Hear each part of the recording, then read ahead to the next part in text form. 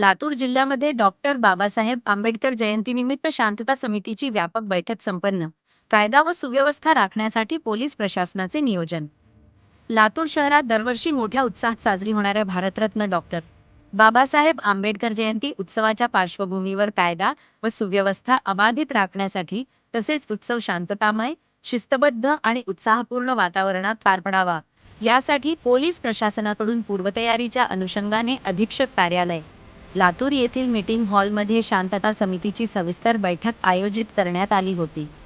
बैठकीस पोलीस अधीक्षक अमोल तांबे यांच्या प्रमुख उपस्थितीत अपर पोलीस अधीक्षक मंगेश चव्हाण, उपविभागीय पोलीस अधिकारी लातूर शहर साळवे तसेच लातूर शहरातील सर्व पोलीस ठाण्यांचे प्रभारी अधिकारी, स्थानिक गुन्हे शाखेचे पोलीस निरीक्षक आणि इतर अधिकारी मोठ्या संख्येने उपस्थित होते.